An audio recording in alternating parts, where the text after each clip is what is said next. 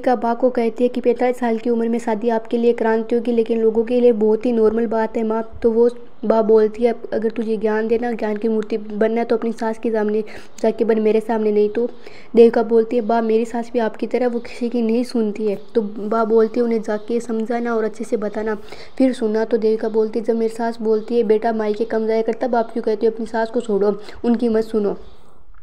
फिर देविका बोलती है कि माँ सुधर जाए, अभी भी वक्त है। तो फिर माँ बोलती है, अगर ज़्यादा तू चपड़ किया ना तो एक लगाऊंगी कान के नीचे, तो गाँव यहाँ से लेके मायके तक धूम तनाना सुनती हुई जाओगी। ये बोलते हुए उनके बीच में थोड़ी बहस होती है और वो बोलती है कि थोड़ा बहुत है सुधर जाइए। तो बाई ऐसे बोलते हैं ना, तुम्हारे कान के नीचे लगाऊंगी। तो देविका बोलते हैं, मैं भी नानी को फ़ोन करके बताऊंगी, वो भी आपके कान के नीचे से लगाएगी। फिर देविका बोलती है कि सब लोग बोलते हैं कि मेरी बा गाय नहीं, कि मैं बोलती हूँ मेरी बा गाय नहीं सींग वाली गाय है।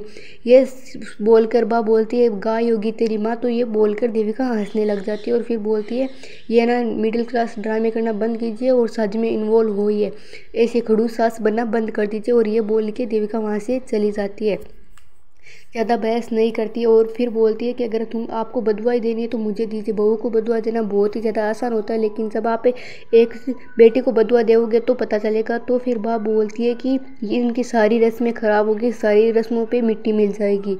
और फिर ये सोचते हुए बोलती है कि अगर इन सब के बारे में मेरी माँ को पता चल जाएगा तो तूफान सा आ जाएगा। तो ये सब सोचते हुए बोलती है, अब्बा करेगी अपनी माँ को फ़ोन, और जब यहाँ पे उसकी माँ आएगी तो बवाल मचेगा। उधर सारे शादी के फंक्शन में बिजी होते हैं, बापूजी वगैरह तैयार हो जाते हैं।